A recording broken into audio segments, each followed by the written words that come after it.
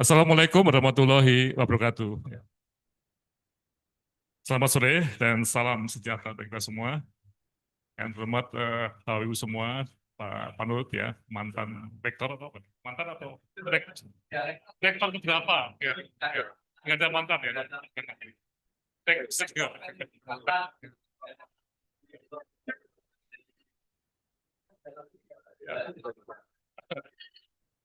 Ya, nah saya Laksono Disnantoro dari FKKM KUGM. Jadi saya tuh anggota diskusi dari WA Group Discussion Sinergi namanya. Ada yang ikut? Enggak ada ya? Ikut, Pak Olit ikut. Sih.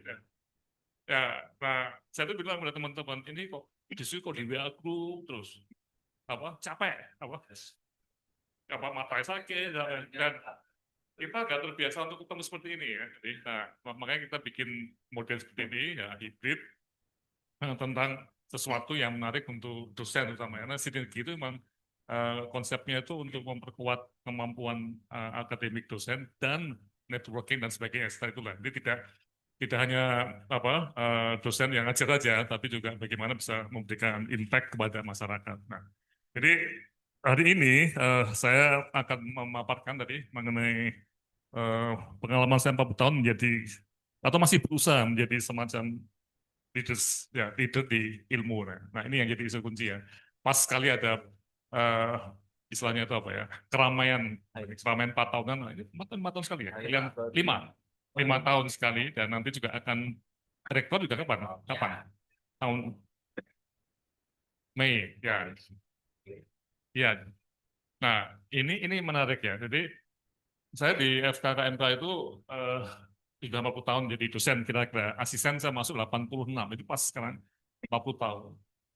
Dan saya lagi bikin buku, ya kayak buku orang Belanda nulis sesuatu yang detail banget ya. Ini saya juga pengalaman 10 tahun saya tulis detail. Nah ini bagian keempat Pak, bagian keempat dari buku saya yang memang di lampiran ada juga. Saya udah kirim PowerPoint-nya ya, jadi bisa dilihat di situ ya. Ya bisa ambil melihat PowerPoint-nya tadi.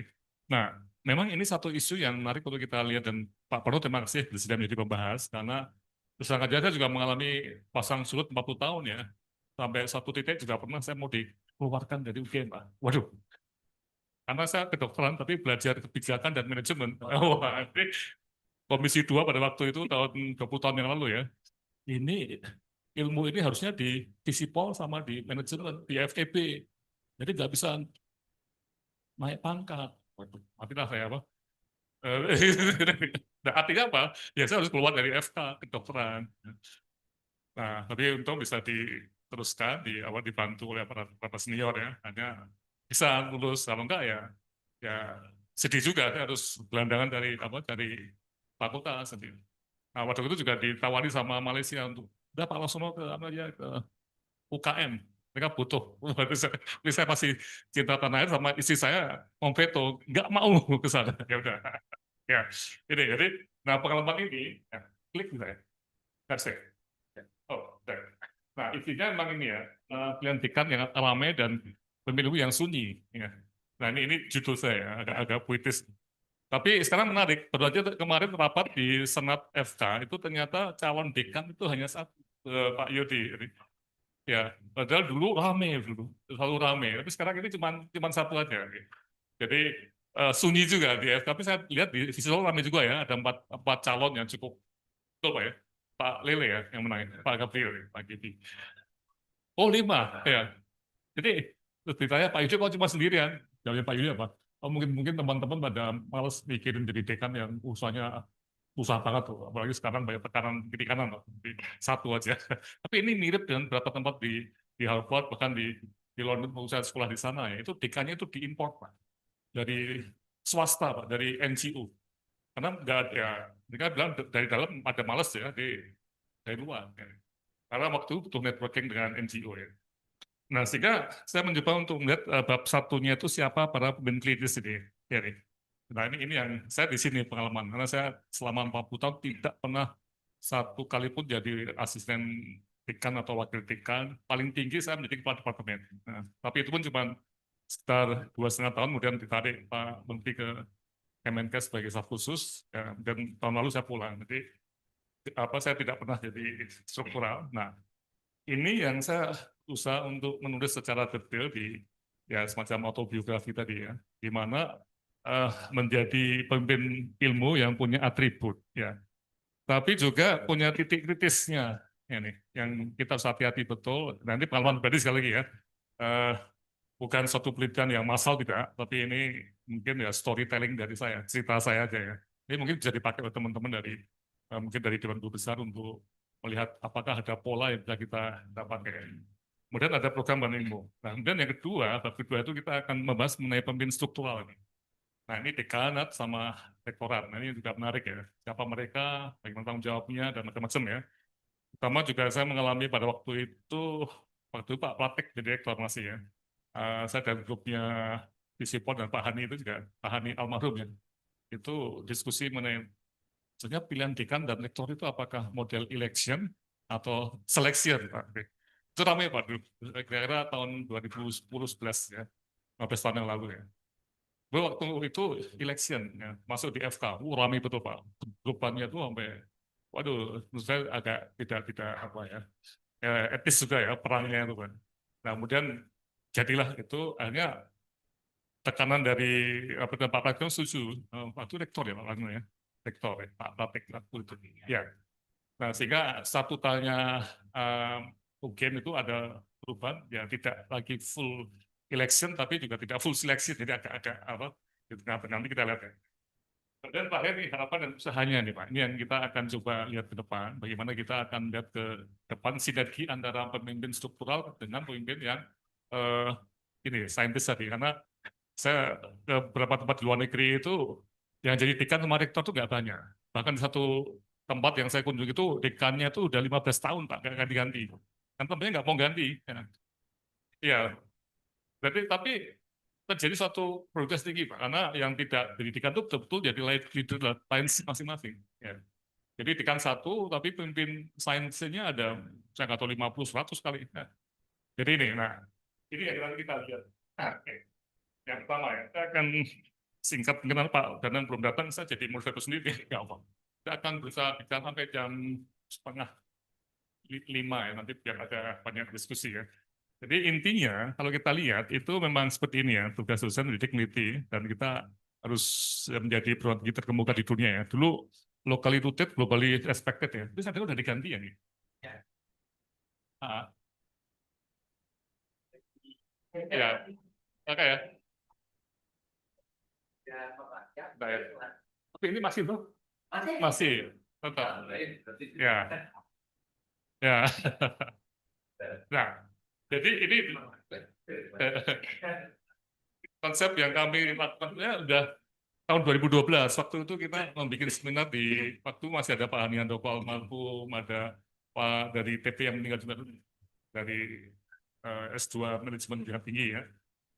Ya, itu ada model seperti ini. Itu mirip dengan rumah sakit. Ya, jadi dekan itu sebagai supportive leader yang ada dosen-dosen di sini.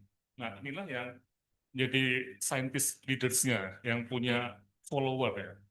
Jadi memang dekan itu dikenal, itu dikenal. Tapi bagian tidak terkenal dosennya, apalagi yang pemenang Nobel, ya, jadi atau bikin buku yang baca ribuan orang atau mungkin ada yang jutaan barangkali ya, penemu-penemu. Nah ini di sini. Nah ini di satu isu kunci. Saya melihat dalam konteks Indonesia ya ini kan jadi semacam lokomotif membuat indikator meningkat lah ya. Ya, yang dikerjakan oleh para dosen ini. Tapi ya ada tapinya, ternyata dosen itu tidak seperti ya apa aset tadi ya. Dulu pada waktu kita mulai di sini, saya masih ingat sekali datang satu kantor dosen di saya lupa di mana, pokoknya fakultas sosial ya. Terus saya kaget betul, teman saya yang profesor itu kantornya itu di ruangan seperti ini itu dibagi kubikel. Tahu ya kubikel apa? Yang kayak kalau di bank itu kayak rendahan. Itu profesor Pak, itu heran loh kok bisa gini sih? Ya memang kita nggak punya ruangan. Padahal di tempat-tempat lain itu kan ada banyak ada sekretarisnya ada. Jadi ini Pak, jadi waktu itu situasinya buruk sekali. Jadi dan juga tapi kalau kantornya Pak Pratik atau kantornya Pak Rektor besar. Jadi Pak juga ya banyak tahu data. Masa kantor rektor itu bisa main pingpong Pak. Ya makanya ini apa nggak kebalik-balik tuh? Maksudnya itu saya jadi jadi nggak desainnya kita. Nah waktu saya apa saya bandingkan dengan di London atau di itu kantor dekan ya biasa-biasa aja, apa nggak terlalu otorial, dia biasa aja. Bagusnya bagus-bagus juga. Nah ini kita agak kebalik-balik ya Pak ini. Nah, oke, nah ini rumah sakit. Saya mikirnya karena saya lama di manajemen rumah sakit ya. Ini sama dengan di rumah sakit itu yang jadi apa leader yang punya nama itu spesialisnya, yang membedah, yang mendiagnosisnya dan sebagainya. Apa? Ya, nah, tiga ini menjadi istilah saya, ada pemimpin ilmu atau pemimpin struktural, atau dua-duanya. Dan tadi yang Pak Yudi yang dipilih baik karena dia, itu dua-duanya. Dia sebagai saintis itu luar biasa, Pak. Sangat tinggi ya, Pak. Indeks-indeks, Scopus, macam-macam. Ya. Tapi jadi dia masih nulis buku. Waktu di Vatikan pun dia masih nulis buku, Pak. Jadi kalau saya lihat dia super, Pak. Tapi nggak banyak orang seperti itu, Pak. Ya, menjadi keduanya atau tidak keduanya. Nah, ini yang tidak keduanya itu yang paling cilaka, Pak. Jadi paham ya? Ya setelah yang enggak, ya ilmuwan juga, ya enggak juga itu apa? Ya mediocre, Pak. Mediocre itu ya numpang hidup di UGM, Pak. Nah, ini yang perlu kita lihat ya. Itu kan kasar ya, tapi ya pokoknya di lulusan UGM lah. Mau apa? Kita tanya bikin buku, nggak usah lah, kita ini aja cukup kok. Nah, mediocrity loh Pak yang jadi isu kunci ya kita ya. Ini jadi makanya saya nggak tahu Pak Prabowo kok mau bikin 10 FK baru tuh. Saya mikir-mikir ya FK loh Pak. FK UGM, FKU itu gimana nih? Tahu ya yang rame itu apa? Oh, itu kan gimana kita gaduh-gaduh kepala nggak Pak ini Pak Prabowo maunya apa nih? Jadi kita tahu Pak itu udah pusing Pak mikir ya. Nah, jadi ini ya. Tapi juga ada satu lagi masalah menjadi akademik, dekanat atau berkarir di luar UGM namun tidak keluar dari UGM juga ada juga. Jadi ada triple track ini Pak. Tapi nggak banyak ini, nggak banyak. Tapi ada seperti itu ya. Nah, hal seperti inilah yang jadi kita coba lihat dengan tadi siapa para pemilik ilmunya nih.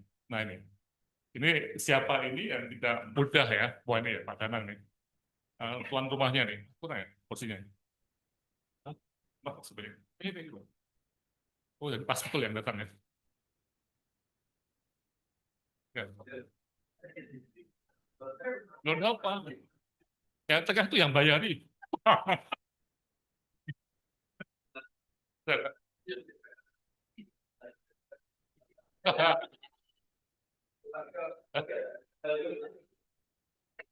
Nah, dari buku saya mencoba untuk melihat ada atribut pemimpin ini, itu ada lengkap di paper yang saya kirim juga ya.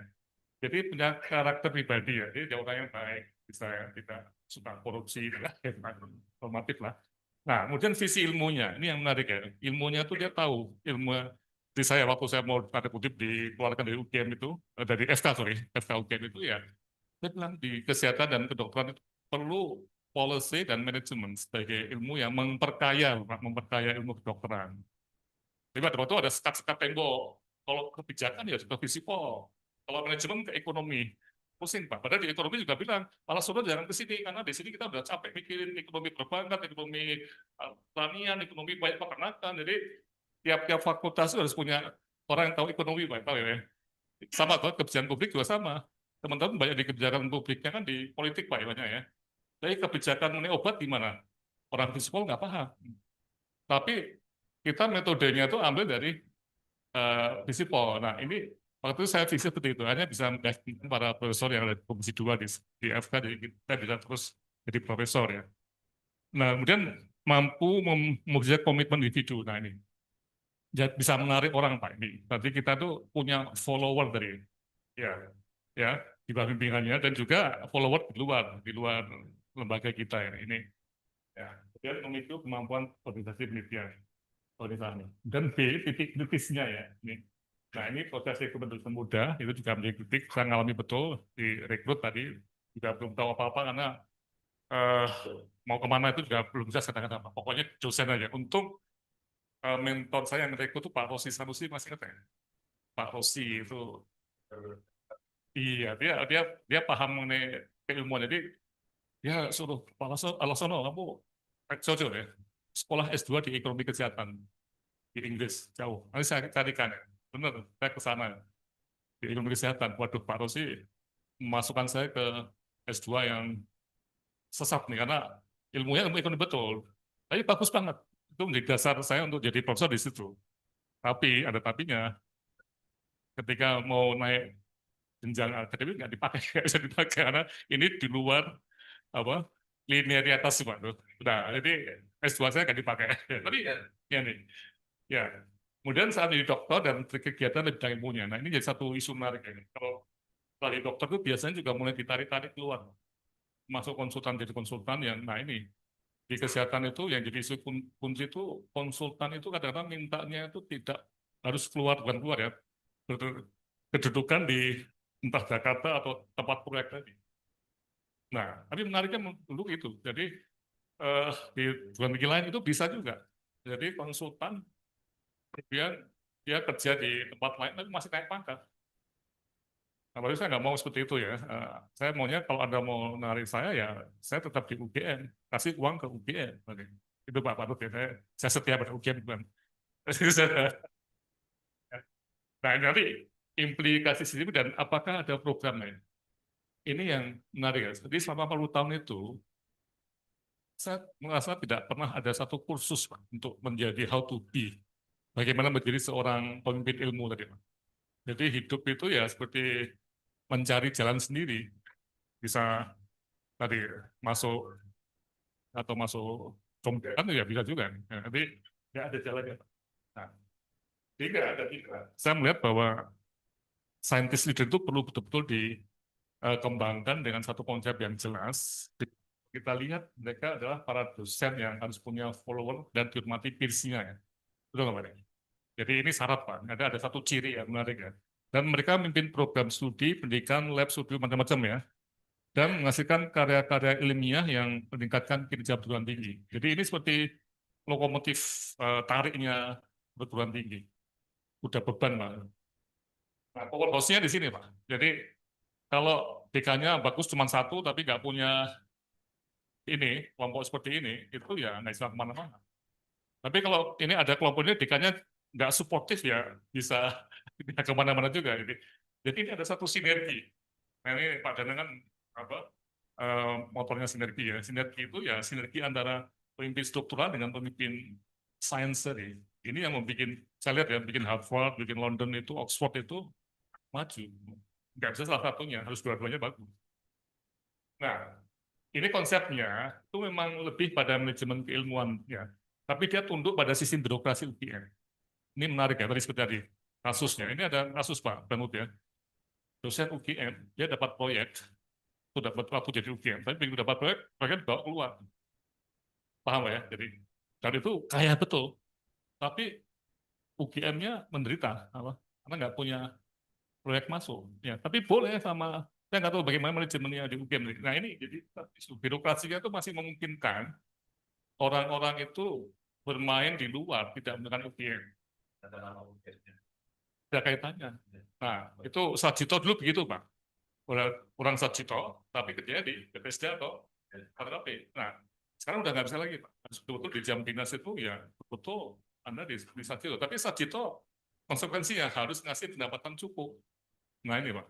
Konsekuen, Pak. Nih. Nah, ini yang dari kemarin ributnya kemarin dengan apa ya, yang waktu Bu Ova ngitung-ngitung pendapatan loh, ya, pendapatan tadi. Ya, nah,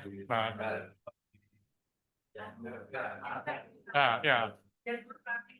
Nah, baik nanti Pak Danang, kita bikin sesi khusus lah, bahas itu Pak nanti untuk ini penting banget nih karena kita jangan lupain lagi nih, dosen kita itu take home pay-nya memang bisa tinggi banget, ya, tapi juga bisa rendah sekali, jadi tergantung dari at-risk-nya ya. Nah ini ya tadi ya, terus tapi intinya kita mau masuk ke sini ya, jadi kinerja penting banget. Nah, kalau saya pernah jadi semacam peneliti manajemen pendidikan di FK ya. Ya tadi saya peneliti dari ruang beberapa fakultas kedokteran di Indonesia dari itu ada proyek Bank Dunia untuk melihat kapasitas infrastrukturnya. Ya, itu Pak. Dosen-dosen sampai profesor kasihan betul Pak. Kamar, ya tadi ya, kadang publikal tadi ya, itu terjadi Pak. sedih betul Pak lihat seperti ini. Tapi tadi kantor rektornya itu bagus banget, kantor dekannya bagus banget, tapi bukan UGM loh.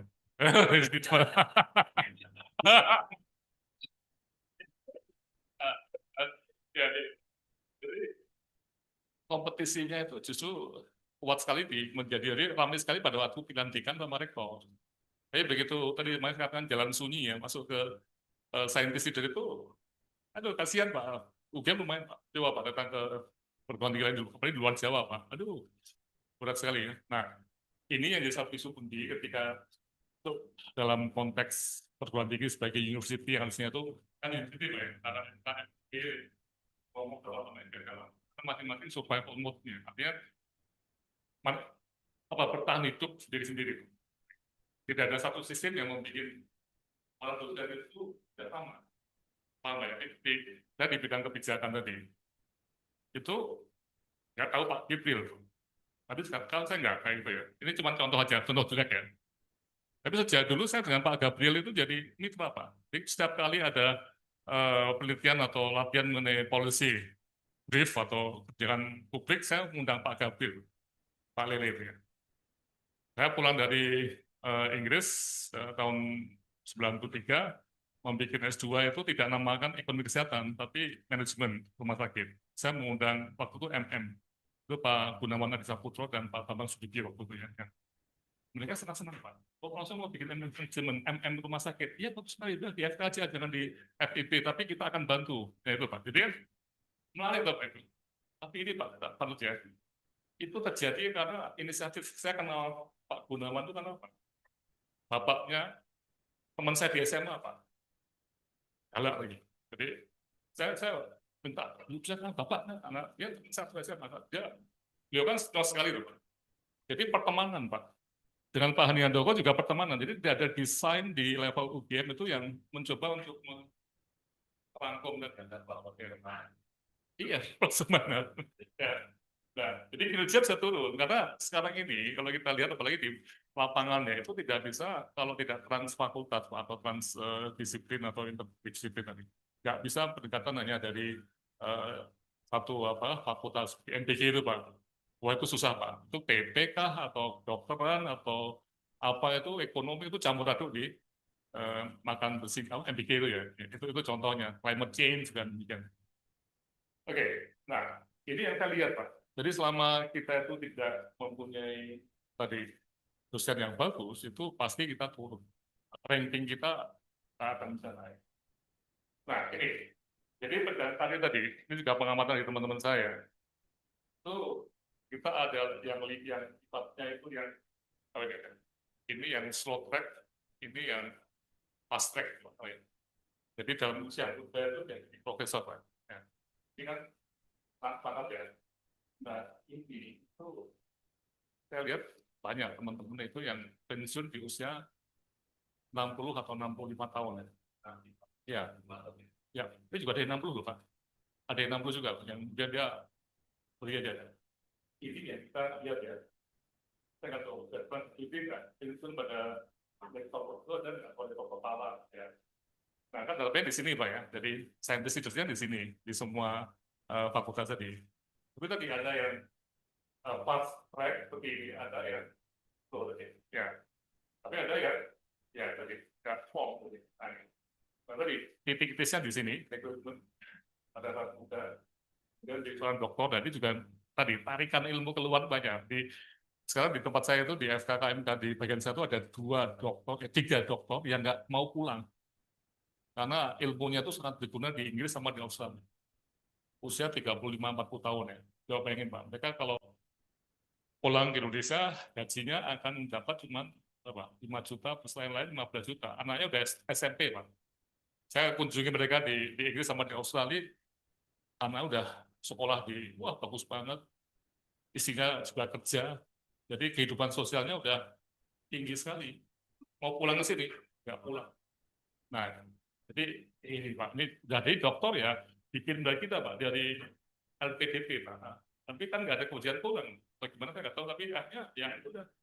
Nah, atau ini ada yang satu yang pulang, tapi kerja di tempat lain di bukan UGM, itu boleh juga ternyata LPDP itu. Jadi susah juga. Ya ini ya, ini menarik ya. Atau di sini, tapi tidak full time sebagai dosen. Kayak waktu saya ke SKM tuh, kok ke SKM? Saya bilang 3 tahun kontrak saya, dan itu sabatikal. Sabatikal itu ya saya janji pulang tuh bikin buku atau ada macam-macam. Dan saya tepati betul. Saya bikin buku satu, bikin banyak penelitian. Jadi sabatikal di Jakarta. Jadi ada satu kontrak. Makanya saya betul bilang Pak Menteri, Pak, saya sebelum Pak pikir, kalau Pak Menteri di kabinet kedua, saya harus pulang dulu Pak, karena saya nggak mau dimarahin UGM, overstay di Kemenkes. Tapi dia setuju dan saya pulang jadi dan biasa. Nah, ini Pak yang atribut kepemimpinan ini pengalaman saya pribadi ya, yang mungkin bisa dipakai untuk jadi khusus ya. Saya bilang Pak Danang, bisa nggak sinergi jadi konsultan atau training group untuk para dosen se-Indonesia, bahkan sedunia mungkin, yang global tadi ya. Untuk tadi, kita akan bisa melihat atribut ini. Ya, kalau kita bisa nih Pak Panut ya, kita ada tim di UGM yang bisa membuat atribut ini menjadi satu modul yang bisa MLOC ya.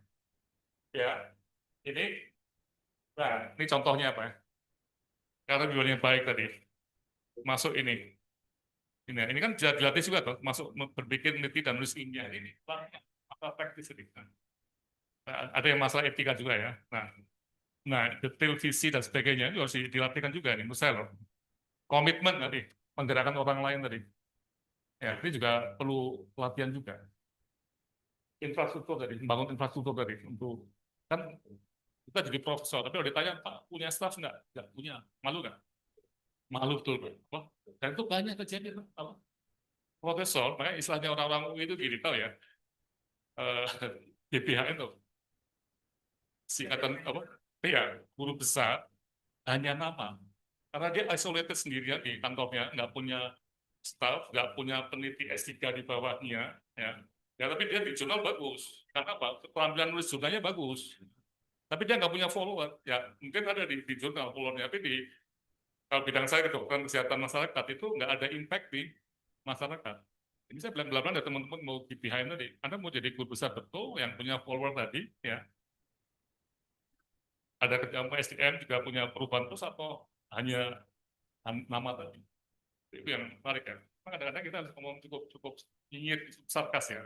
Orang-orang muda dari, kalau Anda cuma ngejar jurnal, ya Pak tahu ya sekarang bikin jurnal cepet banget ya Pak, pakai itu. Nah, itu sekarang ada orang yang spesialis, dosen spesialis bikin jurnal ya ada loh Pak. Paham ya? Tahu ini kok bisa produktif banget ini sih? Kalau kita satu artikel aja, waduh, dosen setengah mati gitu. Ini bisa berkali-kali, tapi apa dia sempat kelamaan? Nah, kalau dia teliti basic science, oke ya. Tapi kalau seperti di saya atau di kedokteran itu ya mau nggak mau ada impact ke society. Nah, jadi belum ada nih. Oke. Nah, inilah ya kita harapkan ya. Dan yang kedua, pimpin struktural ya. Nah, ini harapan saya dan apa artinya dan apakah ada program ini. Nah, ini yang di bawah ini, pimpin sistem manajemen tadi. Ya, nah ini cukup rumit nih, apalagi mungkin FKKMK itu rumit betul, itu gajah betul. Mungkin pada nggak mau atau khawatir nyanyi Pak Yudi atau Pak Yudi capek juga tuh saya lihat berat sekali itu karena itu kan 3 school jadi satu, Fakultas Kedokteran, Perawatan sama Public Health jadi satu. Ya. Ini model yang ada di Melbourne, di Groningen dulu jadi satu. Kalau di kita pengen jadi 3, artinya pengen ada 3 dekan. Ya. Tapi di FKKMK itu 1 dekan untuk 3 school tadi. Kan berat kalau dekannya. Nah ini model yang efisiensi, ada cost profession education tadi Pak. Nah, scientist leader itu memang di sini, tapi dia di backup sama ini sistem di sini Pak. Jadi seperti tadi ketika rektorat atau dekanat itu gagal memberikan tempat bekerja nyaman, hanya dikasih kubikel tadi, saya yakin dosen senior akan cari tempat lebih nyaman. Secara harfiah loh.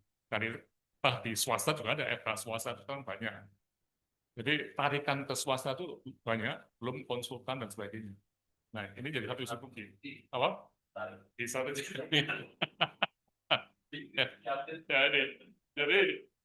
jadi bagaimana sarana dan prasarana ini ya, waktu itu saya dengan Pak Hadi juga Al-Nabhani ya, itu sampai kita tuh motret-motret seluruh tadi apa sisi sudut-sudut di UGM itu. Ya memang ada pendidikan betul untuk dosen tadi ya.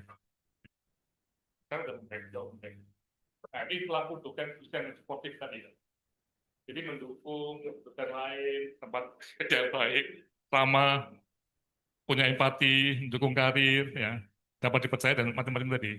Nah, dan ini kita jadikan juga dinilai dari dosen yang disupportnya ya. Jadi kalau FK itu angka indeks apa Scopusnya jelek-jelek atau kan berarti dekan itu nggak bisa membina tadi dosen-dosennya. Nah, ini menarik tadi ada performance apa indikator yang bisa dilihat ya. Nah, ini tapi jadi sempat kesempatan saya, tapinya di rektorat itu kadang-kadang kita nggak tahu dia dipilih sebagai dekan atau rektor karena apa ini.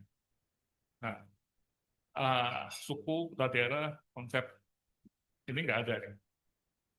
Ya, jadi bahkan di beberapa terus itu masih ada chauvinisme daerah ya. Jadi kalau tidak putra asli juga nggak bisa jadi dekan atau rektor.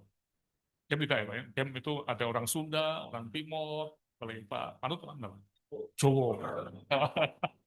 Dia orang Jawa. Ya. Batak ada nggak Batak? Kita pernah nggak Batak? Rektor Batak kan? Hah? Batak no? Ya. Ya, nah ini yang ramai dulu Pak. Tapi sekarang juga ya ini model election atau selection. Ini kan model pemilihan bupati one man one vote tadi ya. Nah, ini kan korporasi kan seperti milih CEO-nya apa dan garam atau Toyota, sedangkan pakai model apa ya headhunter atau apa lah gitu ya. Nah ini waktu itu banyak di sini Pak, UGM. Nah, waktu ramai betul di WA grup apa di WA bukan WA grup dulu pakai email, mailing list dulu zaman mailing list. Saya masih kumpulin Pak. Itu teman-teman visual banyak yang pro di sini Pak. Saya pro di sini. Benar nggak Pak? Jadi apa? Saya itu kalau Solo itu tidak demokratis loh. Loh, saya bilang memang perguruan tinggi itu tidak demokratis, Pak. Paham, Pak ya? Karena di perguruan tinggi itu harus menghormati minoritas yang paling kecil pun.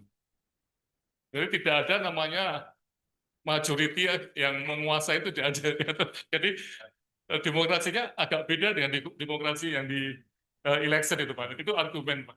Nah, tapi kemudian terjadi, nah, itu agak ke sini Pak. Itu tidak full seperti pilih CEO seperti yang tadi kita lihat ya. Kan sekarang pilih ada yang fakultas yang anggota senat itu 3 suara. Jadi mana Pak? Ya, tiga suara. Ya, ya, ya ada ininya sedikit, tapi ya. Tapi kata akhir di rektorat ya. Di rektorat, ya. Ya, nah ini atributnya ya yang bisa kita lihat juga. Seperti Pak Pandut bisa dirasani juga Pak Pandut tuh. Jadi segini Pak, para dosen seperti saya itu ya kerjanya ngerasani Pak. Loh, jadi dekan. Betul kan? Tapi ngerasani tapi berikan saran Pak itu Pak. Jadi ini apa? Coba kita seperti dosen biasa ya, bukan di dekan atau di itu pernah nggak kita mikir ini apa dekan kita itu kok nggak pernah arogan itu ada dong yang suka ditemui ya. Apa benar nggak? Kok sok ngatur terus nggak kasih uang. Nah ini juga ini dekan kok nggak pernah ngomong masa depan kita gimana ya pokoknya ya, ini tadi. Nah ini juga bisa di semuanya nih. Nah sehingga apakah ada kursus formal nih ya. Nah ini pertanyaan untuk didikan Pak. Dulu pernah ada di Jerman itu Bu Sukawimbati pernah pergi ke Jerman untuk Dean Course. Nah, ya, di Jerman ya, Pak? Jerman ya. Nah, iya, tapi sekarang udah nggak ada lagi kalau ya. Nah, nah, apakah ada sertifikasinya, nah, atau hanya teori? Ya. Nah, jika saya melihat ada polanya. Jadi kata ada pola pertama itu dia menjadi asisten, wadek, kemudian wadek, kemudian dekan. Jadi orang ini memang designated untuk jadi struktural Pak. Dia senang struktural ya. Saya sih ditanya Pak Laslo kok nggak masuk di kanan? Nggak, saya bilang saya nggak paham. Tapi saya nggak Pak. Dosen itu kayak tentara, Pak. Kalian mertuanya tentara ya. Tentara itu ada dua macam, Pak. Yang ada di Garnisun atau yang ada di tempur yang di Kopassus. Itu beda banget. Jadi yang di Garnisun itu ya nggak mau kemana-mana, Pak. Dia jadi kodim, teritorial, dan dia tidak kemana-mana, Pak. Nah, yang Kopassus masih sedikit jumlahnya, dia yang pergi sangat lincah nih, Pak, kemana-mana. Saya milih, saya nggak mau jadi dekan, karena itu dekan atau asisten itu rutin, Pak.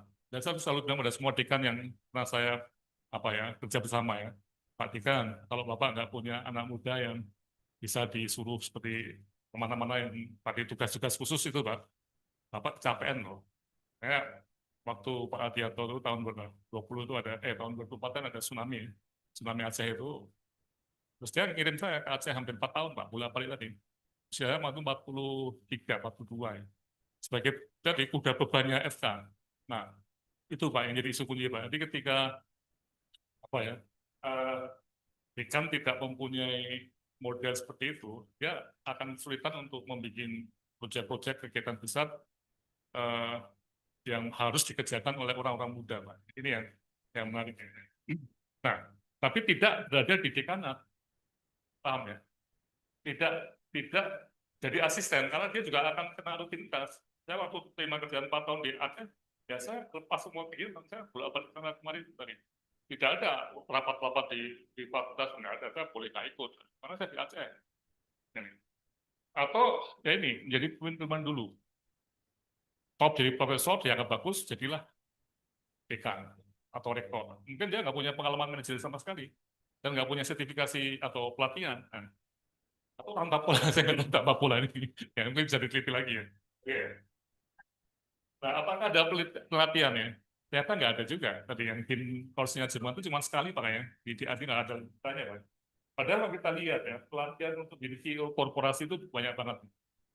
Tentara itu mau jadi brigjen aja latihannya ampun deh apa berkali-kali, Pak, sampai sestim apa tuh ya banyak. Tapi di sipil itu di pendidikan ini saya nggak pernah lihat tuh ada pelatihan pendidikan di Indonesia, Pak. Padahal ada sekitar 2.000 perguruan tinggi, Pak. Jadi fakultasnya kalau taruhlah fakultas 5 ada 10.000, Pak. Ada kemana mereka latihan tadi 10.000 orang ini? Tadi saya bilang Pak Dan, Pak ini bisnis besar, Pak, kalau kita bikin training seperti ini. 10.000 loh, Pak, pasarnya setiap saat ini. Nah, kalau partai politik kan ada sekolah ya, Pak, ya, karena sekolah parpol ya. PDIPO-nya, Gerindra punya. Nah, mereka mencari di sini. Nah, kita enggak, Pak. Jadi sipil itu diberikan tinggi, lemah, betul ya. Nah, karena terakhir harapan depannya ya. Nah, ini di kunci ya. Kita, nah, ini kita harus punya dosen yang harus jadi pemimpin struktural yang suportif tadi, yang bagus, dekan itu harus ada. Nah, tapi dia harus ada, nah ini, dosen-dosen punya ini, pemimpin keilmuan yang logikanya jauh lebih banyak dibanding struktural ini. Mungkin 1 dibanding 100 bisa. Betul, di Harvard itu begitu. Dekannya 1, tapi 1 departemen aja, itu bisa profesornya 20. Masing-masing profesor punya, proyek macam-macam. Ada 10 debat, 200 orang. Punya scientist leader. Nah, ini yang tidak makin banyak. Nah, harapannya terjadi tidak di dan yang kedua ini dari tim kecil ini bisa nggak kita, misalnya saya mulai ingin pada kelompok BA, misalnya pada anak ini kita tuh mau BA-an terus sepanjang masa dengan asumsi kalau udah ngomong di WA, ngetik di WA itu dunia udah selesai, tahu ya? Tahu nggak sih kalau di WA kadang-kadang sampai berantem kok. Jadi gimana sih? Ini apakah berantem itu bisa menyelesaikan masalah di sana? Nggak bisa. Jadi kita harus kembali ke dunia nyata. Jangan seperti Matrix, tahu ya? Matrix itu yang virtual. Ya, kita harus kembali ke dunia community of life. Jadi kita harus betul-betul ya kayak gitu. Nah, saya lembat dan jangan ngomong terus di grup capek. Kita bisa nggak bikin seperti ini? Uangnya gimana ya? Kita bantingan, kita cari, nggak usah pakai proyek. Ini kan murah tuh, sih murah. Nah, nggak usah pakai proyek. Ternyata bisa juga. Nah, di sinilah kita lihat nanti langkah saya waktu jadi mahasiswa dosen yang ada di sini. Sampai juga betul, ya. Tapi intinya di usia mau pensiun ini, nih kan jadi tetap Apa? Apa? Apa? Menteri? Enggak. Kalau menteri udah ketuaan, Pak. Karena menteri itu di bawah Pak Prabowo itu capek betul. Ya, enggak. Itu politik ya. Nah, ini saya sekarang tidak lagi menjadi jabatan eksekutif apapun di fakultas ya. Jadi nggak punya ballpoint yang bisa berhubungan dengan anggaran. Jadi dosen biasa. Nah, ini kita akan isi dengan seperti ini. Kemudian Pak Panut, monggo dipun komentari kira-kira gimana ini. Baik, nanti kalau yang saya bicara itu biar agak ada gambarannya ditayangkan, tapi nanti saja saya komentar umum ya. Assalamualaikum warahmatullahi wabarakatuh. Ya, salam sejahtera untuk kita semua. Yang saya hormati Prof. Laksono sebagai penulis buku ya, tokoh kita, ya, tokoh kita sore ini, Pak Sekretaris DGB, Prof. Rina, Prof. Supriyadi dan seluruhnya saja yang saya hormati dan banggakan, para anggota Dewan Guru Besar UGM. Ya, saya kira apa yang disampaikan oleh Prof. Laksono ini sebetulnya memang sejalan dengan apa governance pendidikan tinggi yang seharusnya semacam itu ya. Jadi bahwa science leaders atau saya eh, belum tahu pasti scientist leader itu istilah yang benar atau belum benar, karena kalau pemimpin ilmu, leader memang pemimpin, tapi ilmu itu lebih ke knowledge kan. Kalau scientist itu orang, orang ilmuwan gitu kan. Dan ini ilmuwan sebagai pemimpin gitu mungkin ya artinya ya. Iya. Tapi intinya begini bahwa perguruan tinggi bisa hebat, bisa berdampak besar terhadap sosial ekonomi masyarakat dan kemanusiaan begitu. Itu kan memang kalau ada tokoh-tokoh hebat. Nah, tokoh hebat di keilmuannya itu ya dosen-dosen, nggak mungkin yang sedang merangkap sebagai rektor, merangkap sebagai dekan itu lalu bisa melaksanakan kegiatannya yang luar biasa di penelitian kan begitu. Walaupun dianya mungkin juga seorang saintis, kira-kira semacam itu. Sehingga bahwa manajemen universitas itu harus betul-betul bisa memfasilitasi, kemudian memberikan hal-hal baik bagi dosen-dosen yang jumlahnya jauh lebih banyak dibanding pengurus universitas yang dia harus maju di paling depan di bidang-bidang keilmuan ini. Sehingga intinya adalah seperti itu. Nah, kemudian langkah-langkah apa ya tadi yang diharapkan oleh Prof. Jojo terkait dekan harus begini, rektor harus begini dan seterusnya. Nah, itu sekarang dalam batas-batas tertentu menurut kemampuan manajemen universitas itu sudah dilakukan, tapi belum cukup. Saya kira semacam itu kondisinya. Yang seharusnya seperti apa nanti ya tadi yang diharapkan Prof. Laksono itu sudah sangat jelas. Nah, saya punya data sedikit juga tentang dosen muda Fakultas Teknik. Sebetulnya kita nggak perlu khawatir tentang orang-orang yang ingin menggeluti keilmuan. Banyak data nanti saya tunjukkan ya, data dari survei kecil-kecilan yang di Fakultas Teknik. Itu banyak. Tapi persoalannya mereka kalau usia muda masuk ke situ, uangnya nggak cukup untuk menghidupi keluarga semacam itu. Nah, ini yang pemimpin harus memikirkan hal itu. Nah, kemudian apakah ada pelatihan-pelatihan untuk menjadi rektor, untuk menjadi dekan? Itu pelatihannya tidak ada sedikit-sedikit begitu ya. Seperti DAAD itu Dean Course namanya. Nah, Bu Supra tokohnya kalau yang di UGM karena pernah latihan di Jerman. Kemudian kalau ada pelatihan beliau sebagai narasumbernya lah atau apa ya. pendidiknya dalam tanda petik. Nah, beliau pernah bilang, Pak Panut yang sudah ikut di AD sudah jadi rektor. Siapa? Pak Joni. Terus siapa lagi? Lah saya belum pernah ya, saya bilang gitu kan. Ya ayo ikut-ikut ya nanti kalau ada waktu itu loh. Waktu belum ada belum pilihan rektor yang 2017.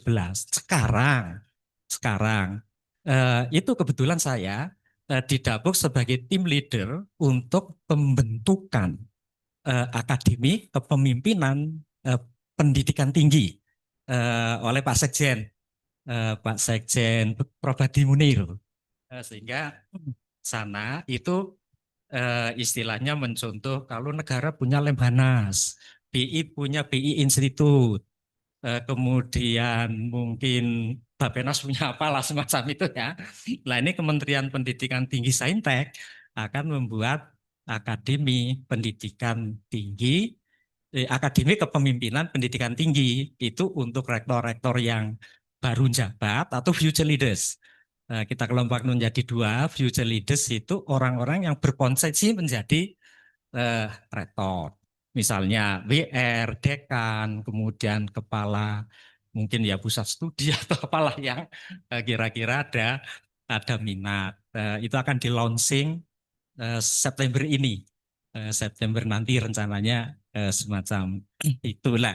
Mungkin untuk biar ada file kira-kira seperti apa sebentar saja kok ini 5 menit paling. Coba Mas ditampilkan. Nah itu yang itu atas sendiri. Nah, terus saja terus. Nah itu pertanyaan saya. Eh, yang kedua. Ah, ya lah itu hanya istilah ya. Saya tuh mikir-mikir, mik, lah, ya mikir-mikir, scientist leader itu mungkin bisa lah digunakan ya. Tetapi bukan istilah yang pas begitu. Tapi nggak apa-apa kalau kita katakan terus kan akhirnya jadi jadi kata yang benar begitu kan. Nah, kalau yang biasa kita dengar kan academic leader, research leader atau scientific leader. Nah, kalau kita sepakati ya scientist leader itu ya berarti ilmuwan yang juga menjalankan peran kepemimpinan. Nah, lalu peran kepemimpinan itu ya di lingkup sains dan kelompok ilmuwan itu. Maka kira-kira itu seseorang yang tetap memiliki identitas dan kredibilitas sebagai ilmuwannya, memimpin kelompok atau institusi riset ya, karena ilmuwan itu kaitannya dengan riset ini bidang apa saja lah, sosial, kedokteran dan semuanya. Menentukan arah strategi penelitian, membangun dan mengembangkan talenta ilmiah dan menghubungkan ilmu pengetahuan dengan kebijakan, industri dan masyarakat. Itu gambaran saya. Nah, lalu kalau dalam konteks kepemimpinan perguruan tinggi, academic leader, atau kalau kita ramu, academic scientific leader, mungkin lebih lebih cocok barangkali. Ini hanya pikiran. Lanjut, Mas.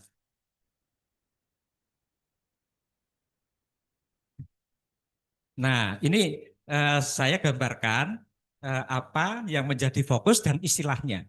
Saintis menghasilkan pengetahuan, research leader memimpin riset, ada scientific leader, academic leader, strategic leader, dan institutional leader yang tadi Prof. Sojo mengharapkan harus seperti apa lah kira-kira ya. Lah rektor ideal itu ya harus lengkap kalau bisa. Harus bisa itu gabungan kita iya itu gambaran lanjut mas. Nah saya memberikan contoh saja misalnya lah rektor kita yang pertama Prof Sarjito kan ya beliau itu luar biasa kan. Luar biasa ilmunya bisa menemukan biskuit Sarjito, kemudian ada Pak Sarjito itu membawa vaksin cacar melalui dengan kerbau dari Bandung ya ke Klaten misalnya itu orang hebat artinya memang ya pemimpin ilmu betul begitu sampai bisa menghasilkan produk-produk itu. Lanjut, Mas. Nah, Prof. Umi, luar biasa kan? Nggak mungkin orang beliau kalau tanpa mengetahui ilmu kehutanan secara total, secara hebat bisa menghijaukan tanah tandus di Wonosari ya, di Panagama. Panagama. Ini kan ya karena tadi, karena kepemimpinannya, karena ilmunya, karena diikuti banyak orang sehingga bisa menggerakkan orang-orang yang eh, mau terjun ke sini. Nah, lanjut misalnya lah. Ini Prof. Danang setuju. Ya, artinya beliau itu profesor itu gamma EWS-nya itu sudah banyak digunakan di mana-mana ya dengan Prof. Dwi Kurita lah misalnya. Nah, tentu banyak sekali lah di UGM ini luar biasa banyak sekali hal-hal yang bisa semacam ini. Nah, salah satu yang kemarin kebetulan mendapat anu Ahmad Bakri Award itu Prof mantan DR kami Pak Ika, Prof Ika, ya, ya nanti akan diberikan pada tanggal 26 anunya grandnya itu. Ya lanjut, Mas. Nah ini Bapak Ibu bahwa eh, saat kita berbicara ranking penting atau tidak, bla bla bla bla, kami Prof Danang di Senat itu mengadakan survei kepada dosen-dosen muda dari Fakultas Teknik yang berusia 5 tahun sampai 10 tahun di Fakultas Teknik itu mereka itu juga mengatakan bahwa ranking penting. Kalau ranking penting itu Anda mau berkontribusi di mana? Mayoritas di penelitian. Saya ingin melalui penelitian untuk bisa meningkatkan reputasi Fakultas Teknik, reputasi UGM. Kemudian ada yang melalui kontribusi dari sisi kolaborasi internasional. Karena banyak dokter-dokter baru ya yang dari luar negeri. Ini artinya bahwa minat mereka di penelitian itu tinggi. Tapi selanjutnya, lanjut, Mbak. Bahwa kalau kita hanya bekerja di penelitian, itu dosen muda eh, banyak yang merasa masih di bawah standar kebutuhan untuk penelitian yang diharapkan. Dana-dana yang bisa diperoleh, begitu. Karena mayoritas itu dari dana institusi. Mereka belum bisa menggait dana dari luar, begitu. Nah, ini sebetulnya bagaimana cara kita mengajak peneliti-peneliti muda untuk bisa mendapatkan dana yang cukup sehingga nanti dia tidak atau tidak atau apa ya tidak tergoda untuk berebut menjadi dekan tadi Pak. Ya, ya, kalau udah asik meneliti dengan dana yang cukup, itu nyaman dibanding jadi dekan. Ya, gambarannya semacam itu. Lanjut, lanjut Mas Yan. Nah, ya, ini kalau kalau cepat saja ini sebenarnya nggak perlu ya. Organ kita sudah tahu, kemudian tugas masing-masing organ dan perangkat kita juga sudah diatur. Terus lanjut. Nah, ini yang Mas Menteri itu sering sekali mengatakan bahwa kita itu sekarang itu sudah di ujung yang kanan itu bahwa fungsi kita universitas itu harus fokus pada impact, impact gitu loh. Nah, eh, jadi impact itu ya pasti supaya bisa netes jadi produk penelitiannya harus luar biasa, ya kan? Harus bagus, harus tuntas, harus dalam semacam itu. Nah, kemudian untuk bisa ke impact itu lanjut, Mas. Nah, ini menurut Jamil Salmi bahwa kualitas yang diukur dengan intinya berkelas dunia tadi, paling tidak kita harus memiliki 3 komponen utama. Orangnya hebat-hebat, bisa menggait orang-orang hebat di perguruan tinggi itu. Kemudian governance-nya juga good, good, bagus. Lalu resource-nya, dananya atau fasilitasnya itu kecukupan. Nah, kalau itu ketiga itu ada, maka kita akan mencapai titik tengah itu yang hitam itu. Puncaknya itu adalah WCU, kita berkelas dunia. Nah, untuk kelas dunia itu research output ya, kanannya itu, kanan atas, research output sangat penting. Nah, di situ peran ilmuwan-ilmuwan kita harus kita dukung, harus kita kuatkan, harus kita support semacam itu. Jadi research output itu talentanya kita sudah punya, kemudian governance-nya itu yang tadi Prof. Jojo perlu kita perbaiki, kemudian tentu resource, dana ketika orangnya hebat-hebat bisa cari banding-banding sponsor, kerjasama dan seterusnya.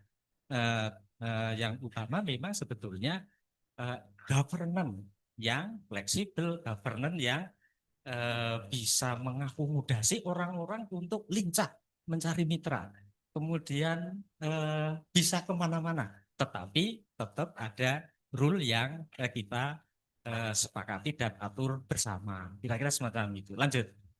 Nah, ini hanya WCU ya, artinya bahwa WCU identik dengan kualitas, tapi WCU tidak identik dengan ranking. Namun ranking hanya sebuah ukuran dari kualitas yang kita miliki. Kira-kira semacam itu. Lanjut, lanjut, Mas. Kita lanjut aja lah nih. Terus. Nah, dukungan ya. Dukungan yang sudah ada lah paling tidak ya. Dukungan yang sudah ada. Kami di teknik ya, Prof. Bihawi, Prof. Danang, dan Bu Leni, Prof. Leni, ini Pak Dekan support ya untuk pengembangan keilmuan. Makanya ada peraturan dekan tentang tata kelola bidang keahlian KBK, grup penelitian dan pusat kajian di Fakultas Teknik. Saya sekarang ikut grup risetnya di Elektro untuk bidang medis karena bidang medis itu memerlukan larutan-larutan elektronik gitu loh. Ya, Pak pasti paham. Nah ya Pak Panut ikut, ya saya ikut di sana. Nah ini paling tidak ada regulasi yang memungkinkan kita bisa bergerak lebih fleksibel, eh, lebih cair semacam itu. Memang yang sudah ada tadi yang disampaikan Prof. Sojo di fakultas, di departemen atau prodi itu ada lab. Kemudian lab-lab itu kan ya dalam tanda kutip monodisiplin gitu ya. Tetapi kalau tingkat universitas sebagai tempat ketemuannya ahli-ahli dari berbagai fakultas, salah satunya adalah pusat studi, ya kan? Tapi memang belum optimal pusat studi. Jadi misalnya tadi Prof. Sojo keahliannya mau bikin apa? Saya butuh gandeng sana, gandeng sana, gandeng sana. Cocoknya di pusat studi apa ya? Nah, misalnya semacam itu.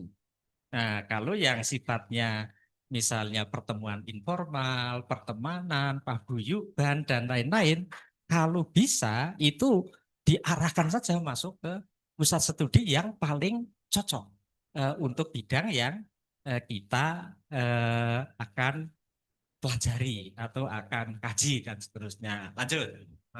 Nah, dukungan yang lain yang sudah dilakukan lah ini ya, itu tentu skema-skema penelitian dan kita membantu adanya kolaborasi-kolaborasi. Sekarang kolaborasi antar universitas itu ada namanya Research Kolaborasi Indonesia, RKI.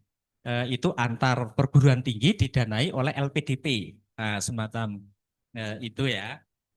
Ini yang paling yang bisa dijalankan. Terus. Nah, insentif penulisan buku bla bla bla bla ini pernah dilakukan dulu. Ya, saya sekarang juga ada lah. Oh, enggak ada. Ya kita ini dulu. Ini dulu saya lakukan Pak, itu ya. Oke, lanjut. Pak. Sama, ya kira-kira itulah untuk memantik diskusi. Itu memantik diskusi Pak Ternun. Pak Danang, moderatornya Mas Pak Danang tadi. Ini juga ada yang di luar Pak Danang ya. Nanti disapa juga yang di luar Pak. Eh, ada yang di apa di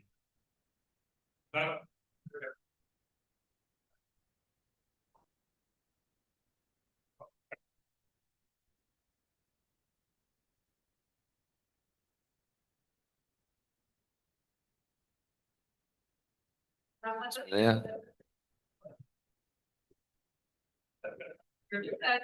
cek cek.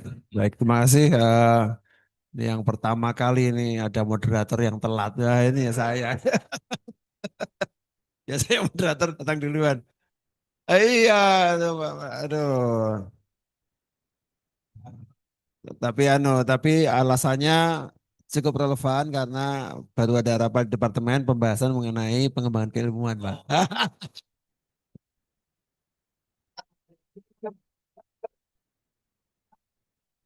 Aduh, dia alasan.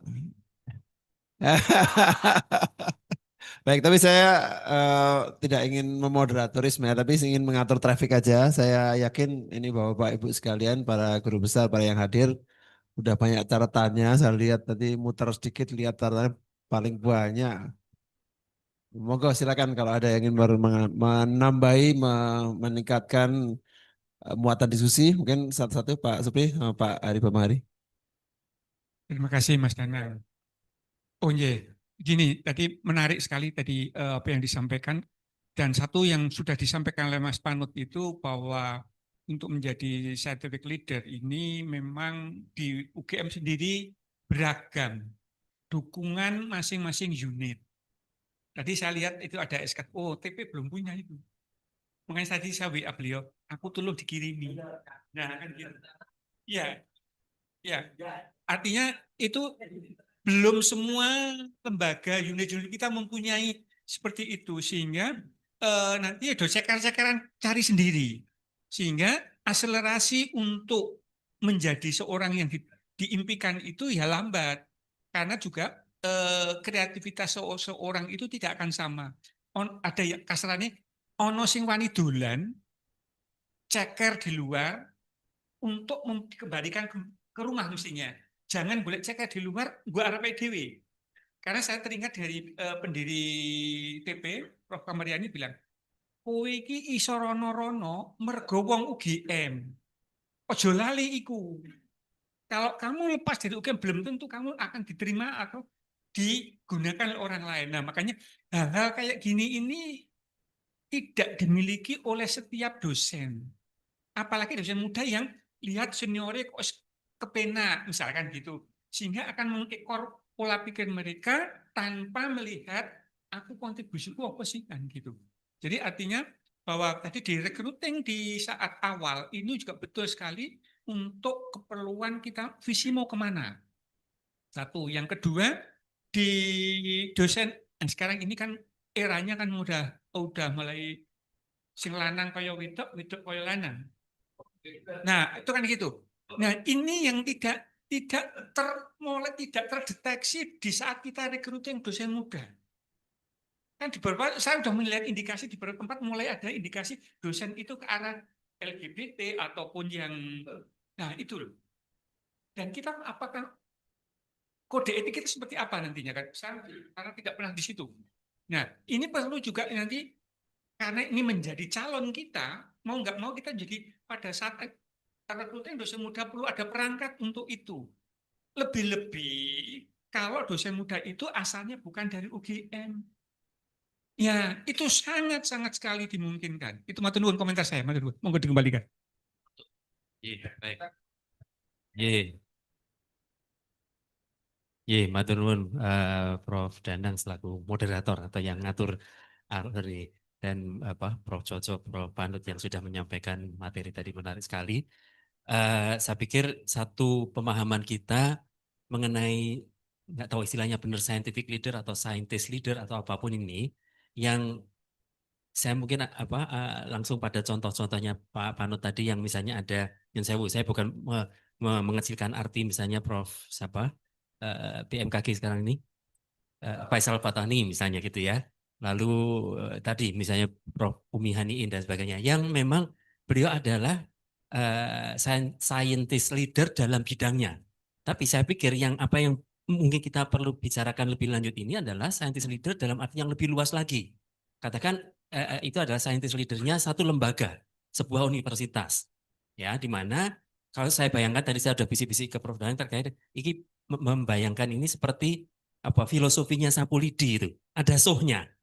Kalau nggak ada sohnya itu lidi itu akan terai-berai nggak karu-karuan gitu kan. Tapi ada sohnya. Sohnya kendor saja mungkin lidinya juga mesti ada mulai pada lepas gitu ininya. Nah, sehingga kemudian scientific ataupun scientist leader ini tadi adalah yang beliau bisa benar-benar menjadi leader bukan karena keilmuannya secara pribadi, tapi dia bisa melihat secara utuh sebetulnya keilmuan yang akan dikembangkan oleh satu lembaga ini akan seperti apa ini. Jadi bolehlah dimulai dengan keahlian yang dimiliki secara pribadi oleh yang bersangkutan. Tetapi ketika nantinya bertugas atau mendapatkan amanah untuk menjadi scientist leader ini tadi, itu harus benar-benar lebih menyeluruh lagi bagaimana visi keilmuannya secara utuh, tidak hanya keilmuannya diri pribadi, apakah tadi kehutanan, apakah early warning system atau apapun, tapi ya ini visi keilmuan dari sebuah lembaga tadi. Nah, yang kedua tadi juga sudah informally saya di bisik-bisik dengan Prof. Danang adalah apakah memang keduanya ini itu kedua fungsi scientist leader ataupun structural leader itu harus dimiliki oleh satu orang figur, ya. Ya kalau ada. Kalau tidak ada lalu bagaimana? Kita mesti punya dua skenario nih. Skenario atau opsi yang kedua ini kalau misalnya kemudian perguruan tinggi ini tidak punya satu figur yang memang bisa menjalankan tugas dua-duanya, ya mungkin memang harus ada dua leaders, ya. Dua leaders memang saya nggak tahu kedudukannya itu bagaimana, yang administratif, yang structural leaders itu tadi yang di atas atau kemudian ini lebih di bawah, tapi paling tidak sebetulnya ini ujung-ujungnya sudah sampai ke reward ini nantinya gitu ya. Pastinya kemudian scientific leader itu bisa disejajarkan atau paling tidak setara mendapatkan satu penghargaan bentuknya apapun lah, apakah itu remunerasi, apakah apa itu, kita harus sudah waktunya melihat bahwa dua leaders ini mempunyai satu posisi yang sama. Ini kalau tadi skenario kedua itu tadi ya, di mana tidak dimungkinkan atau tidak ada calon leaders yang memang bisa memegang dua fungsi itu sekaligus. Saya kira itu saja. Matur nuwun.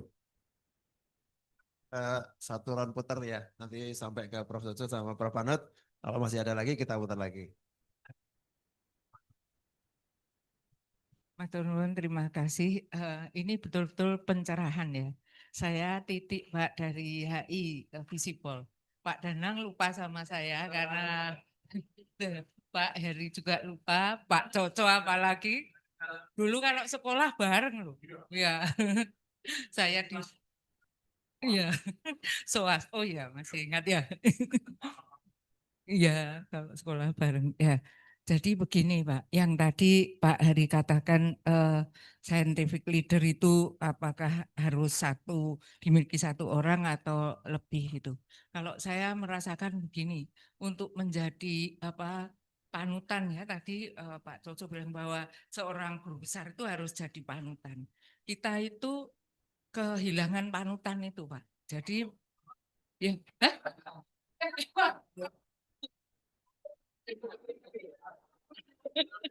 Apa namanya Pak Pikir sebagai speaker. Ya, jadi saya dari HI itu HI sekarang ini siapa Pak yang mau jadikan public figure internasional ya? Dulu itu ada Franklin Delano Roosevelt, ada Winston Churchill dan lain sebagainya. Sekarang itu Donald Trump. Jadi saya tuh dari HI kemarin Ibu Retno Marsudi itu kan lulusnya dulu bareng saya. Jadi lulus bareng menteri bangga ya. Jadi beliau tuh mengatakan apakah teori-teori HI itu masih cocok untuk menjelaskan fenomena yang sekarang terjadi. Nah kita kaget semua tuh.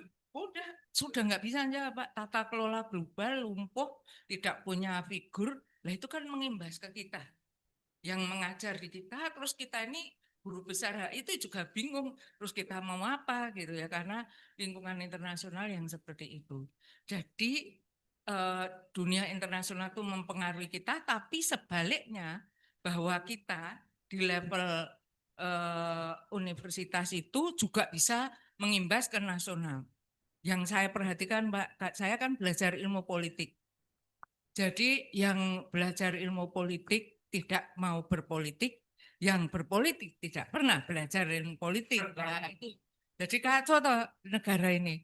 Kita juga sudah hopeless lah kalau ngasih tahu itu ya apa para ketika pilkada dan lain sebagainya. Tapi begini, kalau kita ilmuwan politik itu harusnya kan menjadi contoh. Ini teman saya Pak. Kemarin alhamdulillah pilkada aman lancar, tidak banyak intrik politik ya. Jadi begini, saya kontribusi terus terang departemen saya ataupun fakultas saya terhadap perbaikan politik nasional itu memprihatinkan. Yang pertama saya perhatikan mengapa pemilihan presiden itu langsung, padahal sudah jelas itu Pancasila sila keempat itu kan kerakyatan yang dipimpin oleh hikmat kebijaksanaan dalam permusyawaratan perwakilan, seharusnya nggak ada pemilihan langsung. Tapi kan ide dari fakultas saya, dari departemen saya yang harus dirubah gitu kan, makanya diamandemen. Aduh, saya sangat prihatin ya Pak. Jadi mungkin yang lain ya, kalau menteri-menteri juga yang dari UGM apakah bisa dijadikan public figure, apakah dia tetap bisa disebut sebagai scientific leader, memberi contoh nasional itu tadi, bahwa menjadi pemimpin di itu ya mestinya ilmu yang didapat itu tercermin bahwa seorang penguasa itu harus seperti apa. Jadi kalau di dalam teori ilmu saya itu untuk pemimpin itu harus dikader, harus kader, yaitu lewat partai politik. Partai politik itu fungsinya mengkader. Apa yang kita lihat Pak? Tadi kalau untuk menjadi dekan syaratnya bla bla bla. Jadi wakil presiden enggak ada syaratnya Pak. Iya. Terus kita yang ilmuwan politik yang di sana itu ya diam saja, malah mendukung gitu kan. Saya nggak nyindir loh Pak ya. Kenyataan. Lah itu. Jadi ada apa dikotomi dalam kenyataan kehidupan ini yang membuat ilmuwan itu seperti speechless. Kalau saya ngomong nanti malah dikira tidak senang dengan yang bersangkutan, kalau diam ya cuman bisa grundel gitu. Nah, sebaiknya kan memang secara bagaimana supaya secara keilmuan itu ya tetap kita itu diberi kebebasan untuk bicara. Saya sudah berulang kali katakan kalau negara kesatuan itu memang sentralistik, tidak otonomi. Jadi otonomi itu terbatas. Jadi kalau mau pilkada langsung ya harus dirubah negara kesatuan itu, misalnya ini secara teori menjadi negara federal gitu.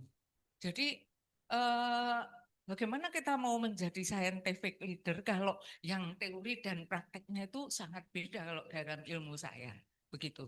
Jadi yang saya tanyakan itu bagaimana kita menyesuaikan dengan perubahan-perubahan ini nasional, internasional, yang kita sendiri sebagai ilmuwan itu harus bagaimana begitu. Matur nuwun, terima kasih. Oh, saya dulu. Jadi, ya saya Gus Pramisinto dari Departemen Manajemen dan Kebijakan Publik. Tadi pertanyaannya, terus gimana kita? Saya pernah diundang oleh The Conversation Indonesia. Waktu itu mereka mengumpulkan 29 ilmuwan muda Indonesia untuk membentuk kegiatannya adalah Science Leadership Kolaboratif. Jadi 29 ini ditempelkan di masing-masing orang, di ilmuwan. Dan di situ ada seluruh dunia yang mendampingi. Tapi satu-satu, saya kebagian dosen Undip, lulusan psikologi, tapi kemudian lulus ENU, kemudian dengan saya diskusi 6 kali pertemuan lewat Zoom aja. Jadi saya mencoba menjelaskan atau sharing pengalaman ketika saya menjadi peneliti. Bagaimana meneliti ilmu sosial seperti apa. Kemudian juga bagaimana membangun asosiasi. Kebetulan saya Ketua Indonesian Association for Public Administration 6 tahun, kemudian Presiden Asian Association itu 2 tahun. Saya share juga. Kemudian bagaimana membangun networking. Kemudian termasuk menjadi apa ya? Ya bagaimanapun tawaran sebagai ilmuwan itu menjadi pejabat struktural ada. Saya 5 tahun di KSN. Itu semua di-share. Kemudian setelah itu kita dikumpulkan bersama dalam Zoom. Kemudian masing-masing kita cerita apa yang sudah saya lakukan dalam pertemuan 6 kali. Jadi itu yang terjadi. Dan itu artinya bagian dari transformasi untuk kepemimpinan. Saya kira itu sekedar contoh saja. Terima kasih.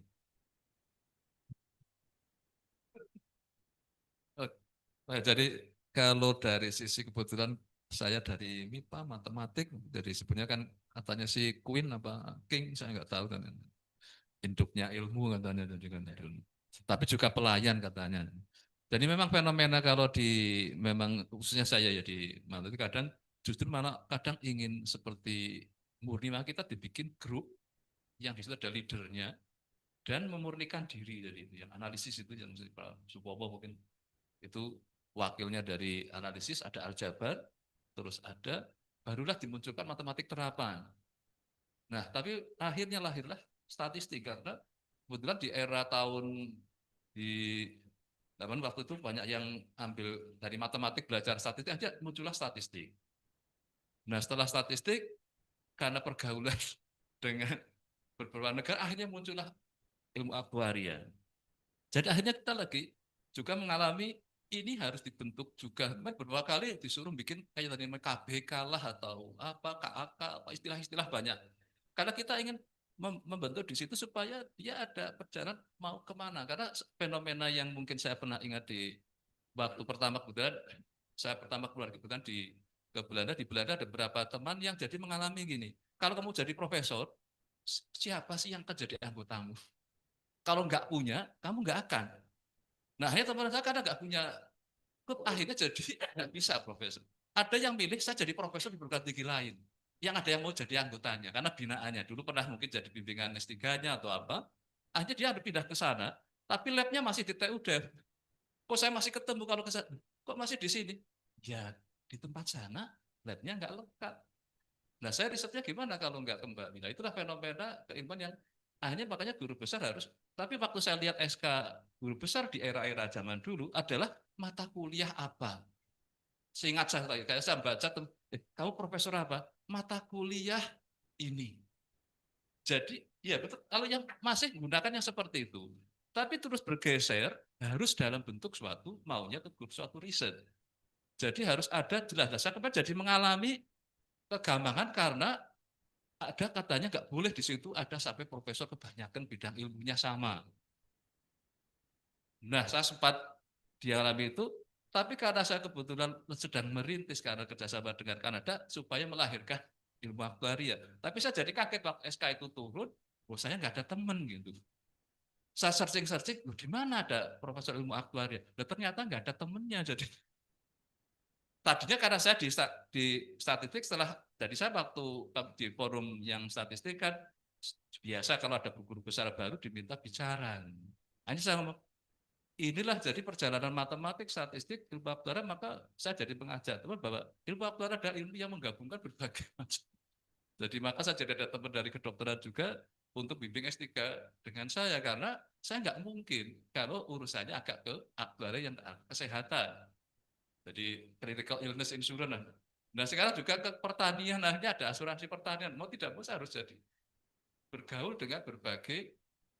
Nah inilah fenomena tadi saya waktu, makanya kami langsung tertarik ingin hadir ke sini kan, memprovokasi untuk sebenarnya ilmu itu apa? Maka waktu diminta menulis, ini saya mengatakan kayaknya gara-gara perubahan alam ini, yang sedang lagi apa kan trennya climate change, apa yang disalahkan itu. Jadi ada fenomena Trump, ada fenomena ini, juga ada fenomena sosial yang berubah gratis, juga alam juga berubah. Nah, ilmuwan mau tidak mau, saya makanya waktu menuliskan saya provokasinya adalah sebenarnya perubahan ini berpengaruh nggak ke ilmu itu. Nah, salah satunya ternyata HI tadi kena dampak gara-gara, padahal Trump sebenarnya karena berebut mungkin minyak sebenarnya, tapi berakibat mengubah tatanan di internasional. Nah, maka ilmu otomatis akan berkembang lah. Harusnya di situ ada leadernya yang mengarahkan itu. Jadi inilah yang salah satu yang saya merasakan setelah saya juga harus membangun siapa-siapa yang akan padahal di ilmu akal juga akan mempersempit diri juga bisa ke live mau ke yang umum, ini juga akan membuat variasi-variasi baru yang sebenarnya akhirnya membentuk grup-grup. Nah, maka sebenarnya waktu ada ide KBK, kelompok bidang keahlian, ada terus apalagi nama-nama yang mau dibentuk, sebenarnya itu sudah bagus untuk karena dengan itulah kalau ada struktur, guru besar harus punya bawahan, rektor kepala harus punya bawahan lektor, harus punya bawahan asisten ahli, dan harus punya masa S3 yang diindikan untuk, kalau struktur itu bisa dibangun dengan bagus, maka otomatis akan terbentuk, pada saat dia nanti akan melahirkan profesor, kalau dia belum pensiun, dia harus membentuk baru. Nah itu saya kira ide yang waktu saya lihat yang pengalaman di TED itu menarik sebetulnya, tapi memang resikonya membawa korban. Alasannya kenapa dia saya memilih nggak profesor daripada saya harus ke perguruan tinggi gede. Seperti misalnya kita tawarkan mau jadi profesor tapi di Papua, mesti mikir-mikir kan. Lebih baik nggak usah jadi aja lah, karena merasa sudah nyaman di sini misalnya. Nah ini yang sampai terjadi kalau di MIPA yang profesornya paling banyak, itu bilang gini. Apalagi tadi bayangkan mau profesor harus punya inilah, gimana kalau banyak sekali ruang nggak ada, buru-buru mau ruang yang besar. Tapi kalau dekan kan cuma satu, wajar ruangnya besar.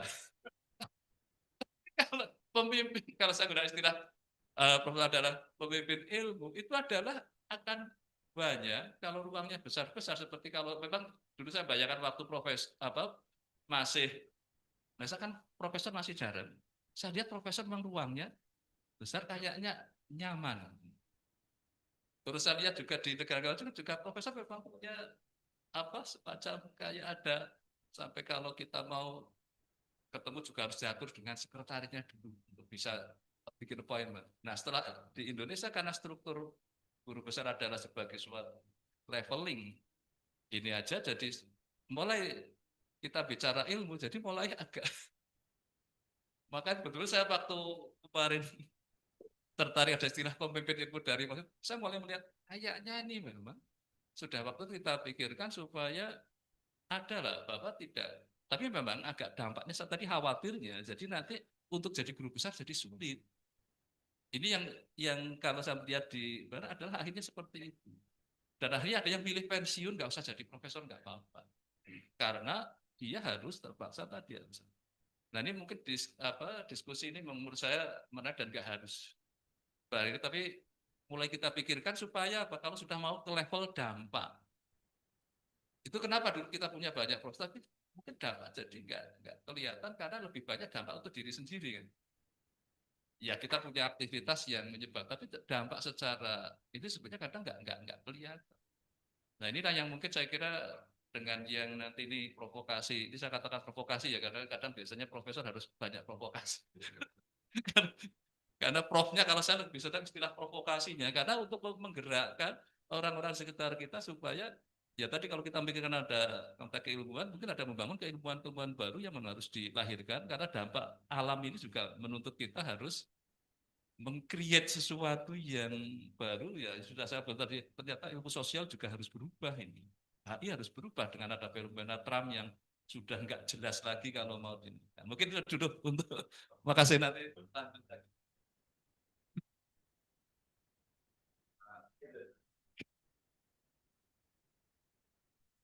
Sebentar saja, terima kasih. Jadi saya punya mungkin agak sedikit beda. Jadi kalau kita bicara tentang bagaimana kita membentuk pemimpin ilmu dan sebagainya, kalau di Indonesia mungkin kita harus mengubah mindset, ya. Di selama ini tadi sudah saya sampaikan, ada fakta yang menarik tadi saya sampaikan dari Prof. Jojo di kedokteran, calon dekan hanya satu. Nah, bagaimana kita bisa membuat kondisi seperti itu merata di semua bagian? Orang tidak berubah lagi menjadi dekan atau rektor. berebutlah jadi profesor pemimpin ilmu. Jadi kita tempatkan rektor, dekan itu sekedar betul-betul pemimpin administratif. Kalau kita lihat di luar negeri seperti dulu saya juga lulusan Inggris Pak. Di departemen saya waktu itu, di departemen genetik itu sampai nggak ada orang yang mau jadi ketua departemen. Nggak mau, sampai lama sekali.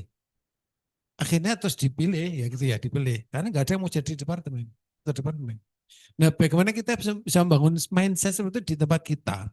Memang itu harus mulai dari yang muda. Kalau yang sudah tua ya sudah lah ya. Dari yang mulai muda itu kita tanamkan. Janganlah bercita-cita jadi dekan atau rektor. Bercita-cita jadi pemimpin ilmu. Ya. Dan itu nanti kaitannya memang akhirnya dengan reward ya. Kalau kita memberikan reward pada pemimpin ilmu itu yang paling tidak setara atau bahkan lebih dari pemimpin struktural, mungkin akan lebih banyak orang yang lari ke sana. Sehingga dampaknya kan lebih banyak. Ya. Yang saya kalau dekan dan rektor itu kan dampaknya lebih banyak administratif. Tapi bagaimana dampak ilmu, pemimpin ilmu itu kan lebih banyak ke masyarakat, ke arah pengembangan ilmu dan teknologi. Nah itulah yang mungkin perlu kita pikirkan, kita membangun mindset baru terutama dosen-dosen muda agar mengarah nantinya jangan bercita-cita menjadi pemimpin struktural, tapi jadilah pemimpin keilmuan tadi. Sehingga memang ini, tapi memang harus ada dukungan dari sistem ya, termasuk nanti dari kementerian. Ya.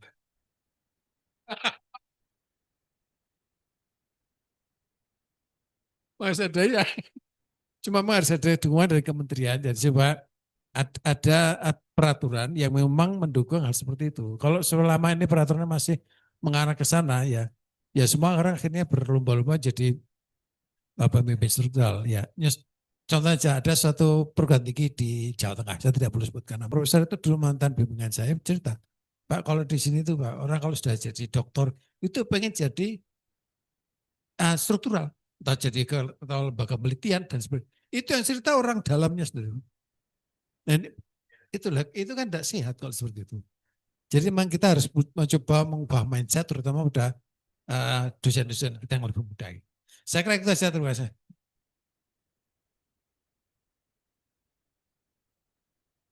Ada 1 menit 2 menit kalau mau ada yang menambahkan satu ya. Setelah itu nanti mohon Pak Jojo dan mungkin ke Prof Panut. Saya kira ini juga selain merespon yang disampaikan teman-teman, penting juga bagi kebetulan Pak Ketua DGB, ada Pak Sekretaris DGB di sini, barangkali bisa jadi embrio Pak untuk kegiatan-kegiatan kita ke depan. Nah, monggo Ibu silakan. Baik, terima kasih. Kalau saya tadi seperti katakan Prof. Tri bahwa pertama kali harus merubah mindset. Setuju, tetapi kalau kita melihat kemampuan dosen, terutama profesor juga, yang muda-muda terutama, itu kan punya kemampuan yang berbeda-beda. Dia arahnya memang ada yang fokus di scientific, tetapi dia juga bisa dua-duanya. Oleh karena itu, menurut saya, kalau memang UGM itu akan lebih maju, itu memang harus ada, tadi saya setuju dengan Prof. Heri, bahwa di sini ini ada 2 kelompok memang. Jadi ada 2 kelompok leadership yang sudah dipetakan sejak awal rekrutmen. Jadi dari awal rekrutmen itu kan sudah kelihatan sebenarnya.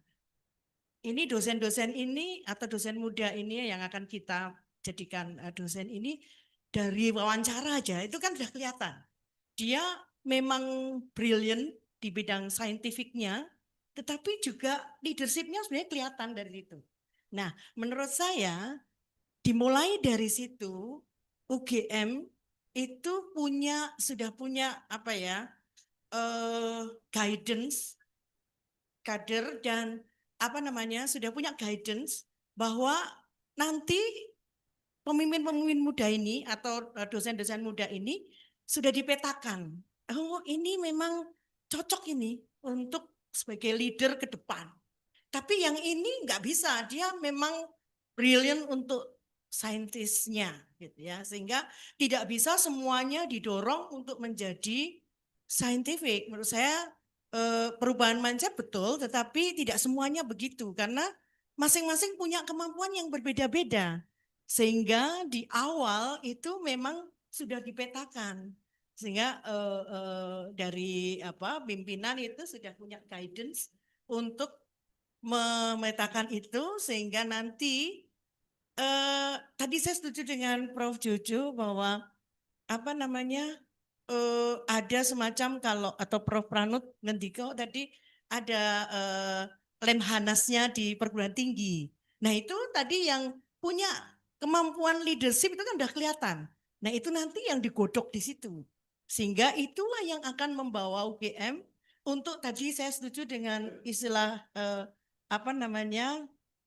sapu tadi ya. Itu yang mengikat. Itu adalah ini struktural leader yang punya kemampuan itu yang sudah dipetakan tadi. Sehingga itulah yang nanti akan dikawal UGM untuk menjadi pemimpin-pemimpin. Sedangkan yang scientific leader memang dia difokuskan untuk mengembangkan ilmu yang ini adalah core kita, core akademik di perguruan tinggi kan ilmunya sedang. Tapi butuh juga leader kan, maka oleh karena itu harus ada di awal itu sudah dipetakan, kemudian UGM punya guidance untuk membuat semacam tadi Lemhanas khusus untuk yang mempunyai kemampuan untuk leader itu. Saya kira itu, Prof. Wes, oke. Saya mau izin ke yang lain nggak apa-apa ya. Ya. Kita itu juga terjebak pada asumsi yang salah. Publikasi penting. Tapi karena di sana asumsi policy maker itu baca. Sehingga itu menjadi berdampak. Di kita, policy maker nggak baca. Mestinya orang yang punya akses memberikan masukan policy maker itu juga dihargai. Tapi di kita enggak. Ini yang saya kira dua hal yang berbeda. Silakan Pak Prof. Laksono dulu, setelah itu Prof. Panut ya, sekaligus untuk melihat bagaimana future outlook-nya di UGM, apa yang bisa kita lakukan. Moga Pak. Nanti Pak Panut untuk menutup ya. Ya, jadi satu hal ya, pertama saya senang sekali ada banyak sekali tanggapan ya, waktu bikin sama Pak Danang, ini yang mau datang ada nggak sih, yang ada ternyata banyak dan semangat Pak ini. Nah, ini kembali pada satu poin kita ya, bicara leaders tadi kan ada leaders, ada follower Pak. Ya nggak Pak, ini yang, iya ada anggota, kalau nggak ada leader nggak punya anggota, nggak bisa. Ya. Nah tadi yang Pak Hari, kemudian Bu Rani, ya dan teman-teman semua ya, jadi Pak Tribawa juga ya Pak. Nah ini yang saya bukan kata dikotomis ya, malah harusnya sinergi. Jadi memang harus ada pemimpin struktural, ya. Dan memang dia tuh kadang-kadang juga bukan saintis yang top sekali, enggak, tapi dia punya kemampuan untuk mengelola dan mensupport tadi ya, penting dia mensupport. Jadi kerjanya mensupport ya. Nah sekarang pertanyaan menarik tadi Bu Rani ya, course untuk supportive leaders ini ada nggak? Nah, nanti mengapa Pak Panut ya, kalau bisa usul ke GM dan siapapun rektornya nanti ya, itu harus jadi program Pak. Jangan sembarangan ambil dekan atau mudah sembarangan, bukan sembarangan ya, terpilih itu harus mempunyai kemampuan dari tadi kayak Dean's Course itu harus dihidupkan lagi Pak, ya untuk minimal untuk internal kita Pak, sampai kadet-kadet juga. Tapi jangan sampai saya pernah lihat hanya formalitas tuh Pak, khususnya tuh atau pemahaman mengenai struktur dan operator prosedurnya, bukan seperti itu, tapi bagaimana mengolah tadi. Nah, dan yang poin kedua tadi yang Pak Hari juga katakan ya, Mas Hadi katakan ya, memang scientist leader ini menarik ya. Ini Pak, kita akan masuk pada satu situasi ada orang yang memang dia itu scientist betul dan nggak bisa mengolah. Nah, tapi juga ada scientist leader yang dia itu bisa mengolah center-center tadi, paham ya? Nah, sampai satu titik itu dia bisa membuat satu pusat yang bagus sekali sampai internasional networkingnya bagus ya. Nah disinilah dia harus juga regenerasi. Karena jangan sampai, mungkin teman-teman paham ya menurut saya, ada center tapi seumur jagung. Paham ya? Begitu pendirinya pensiun, kan, pergi, udah ada. Contoh pusat studi wanita itu ya. Sekarang saya nggak tahu, ada nggak sih? Ada wanita, masih ada nggak wanita? Masih ada. Masalah wanita banyak nggak? Masalah banget, tapi begitu Bu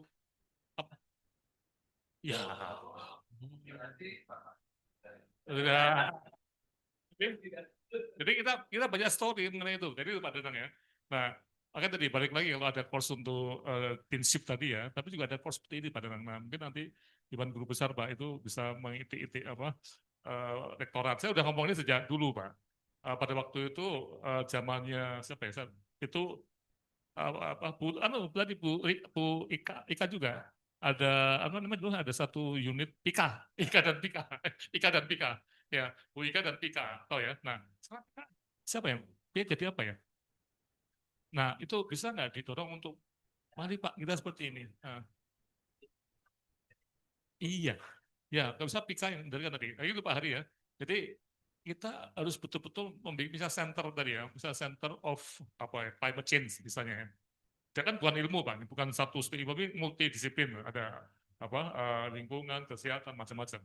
Nah, climate change itu jalan dan regenerasi harus ada Pak. Jadi pemimpinnya itu, pemimpin kritiknya tadi, pemimpin sainsnya tadi, dia juga akan menyiapkan penggantian juga. Dan di dalam center tadi juga ada para manajer loh, yang bukan peneliti ya, yang dia tuh tanggung jawab ke dekanan tadi. Nah ini Pak Panut, struktur ini yang kita cita-citakan Pak. Saya pribadi cita-citakan ya. Nah ini monggo diteruskan. Jadi tadi saya minta ada COP tadi setelah meeting ini kalau bisa ada ya kelompok kecil ya kalau nggak ada proyek ya kita bantingan aja urunan. Pak kan di sini bisa makan sama-sama atau di mana atau ya kan nggak mahal loh kayak gini-gini tuh ya. Tapi yang penting kita harus semangat Pak. Kalau enggak nanti sewaktu dengan PK itu problem gini, kita tunggu proyek dulu. Proyeknya belum jadi ya belum aduh apa paham maksudnya ya nah bisa nggak kita bergerak tanpa proyek kayak gini-gini bisa nggak apa itu ikan itu oh tadi itu Pak yang jadi mas saya itu oh apa ikan itu apa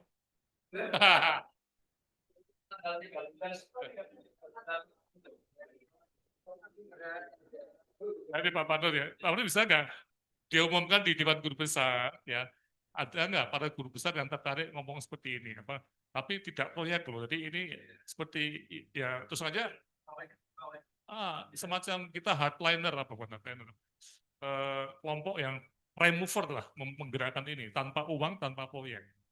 Monggo Pak, saya berharap sekali Pak.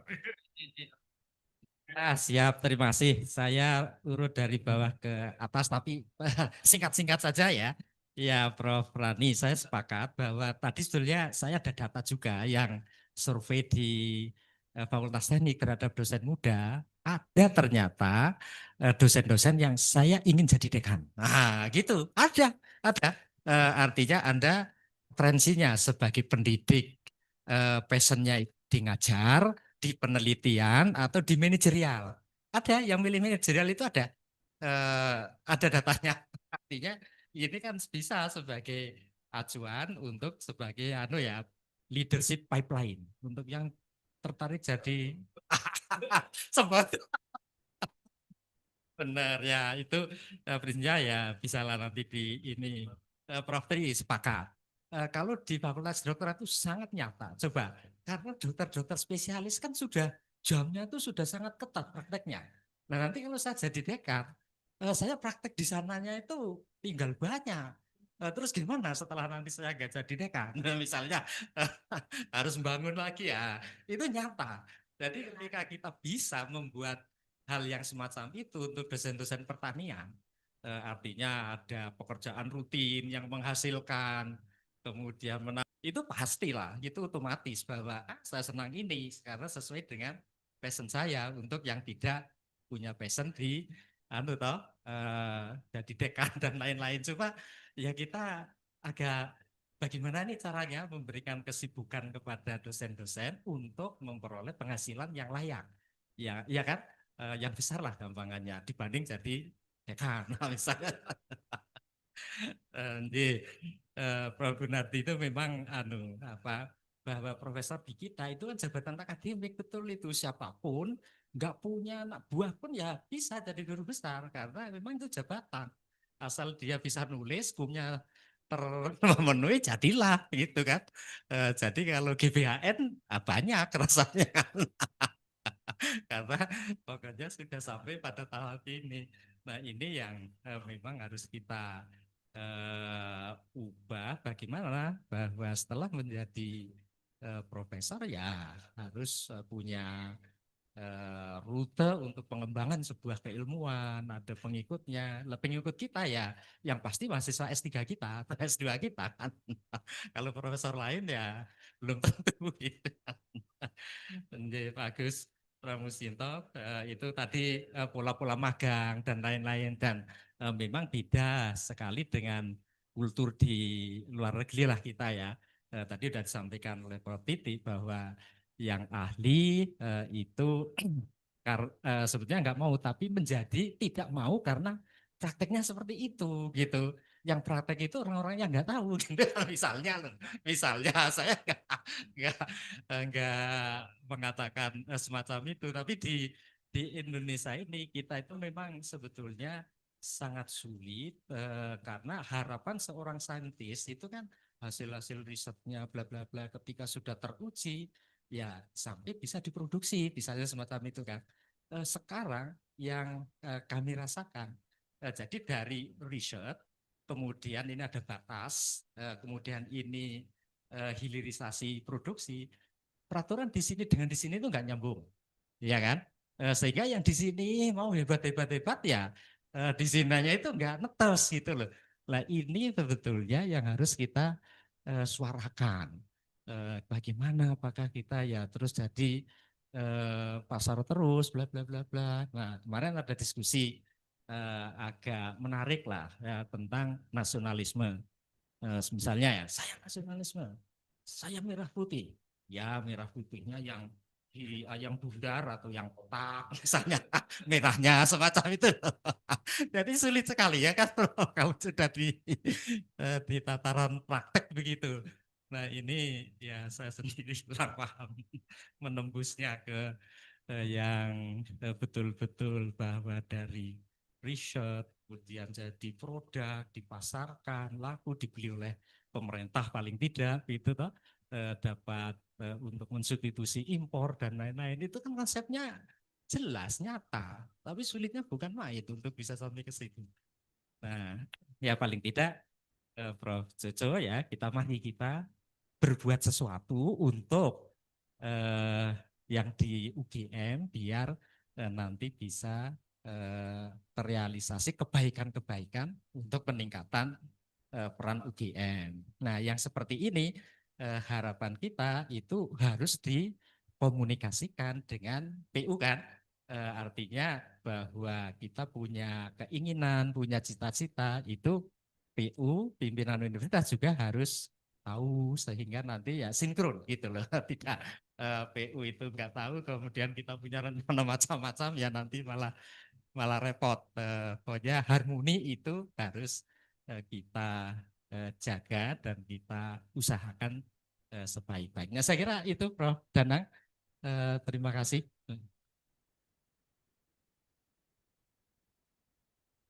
Ya, pikiran kami ya.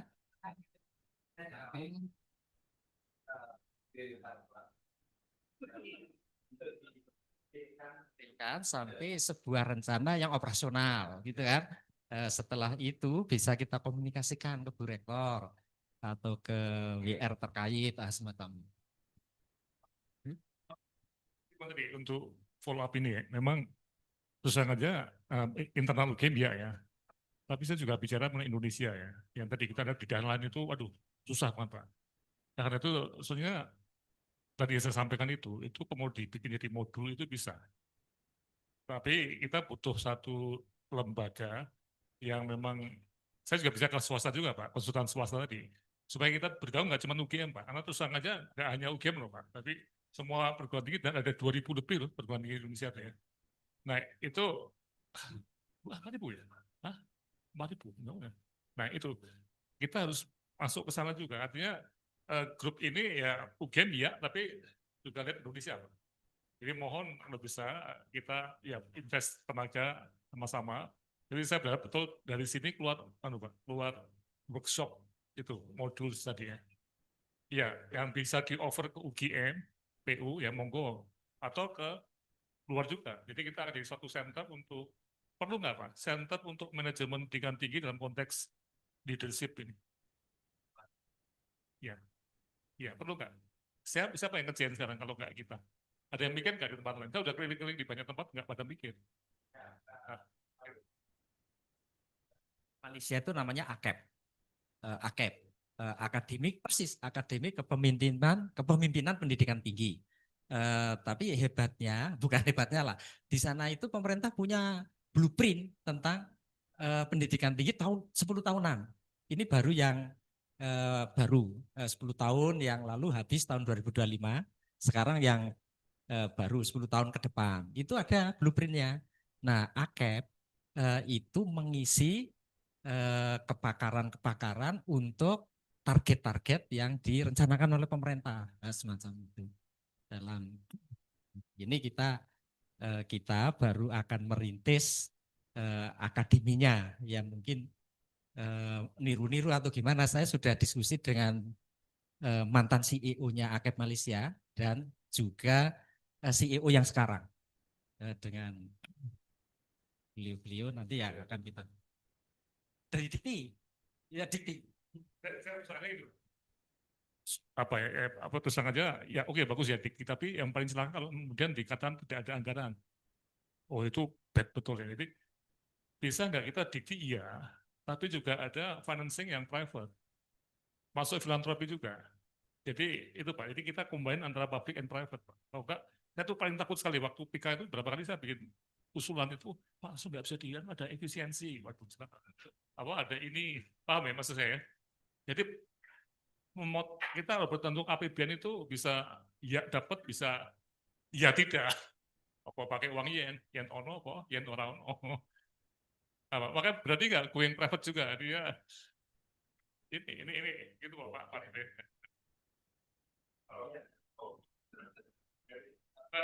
Itu Pak, cita-citanya kita punya center juga Pak ini seperti ini. Masih. Karena nggak ada yang menutup, bicara terus nggak selesai-selesai nanti. Tapi artinya memang pembahasannya asik gitu ya. Nah, saya kira kita nanti juga akan coba galakkan lagi atas endorsement baik dari Pak Ketua, Pak Sekretaris DGB untuk hal-hal seperti ini kita dorong lagi. Tanggal 19 kita akan ada pertemuan, barangkali bisa jadi satu agenda kita rutin untuk ngobrol. Mungkin tidak hanya sesama anggota DGB, tapi juga reaching out keluar dari DGB. Saya kira demikian Ibu Bapak sekalian, terima kasih sekali atas nama tuan rumah. Tepuk tangan dulu untuk Pak Coco. Matur nuwun Pak Prof Panut, Pak Ketua, dan selamat pulang kembali ke tempat masing-masing. Selamat beristirahat, sampai ketemu lagi minggu depan. Assalamualaikum warahmatullahi wabarakatuh.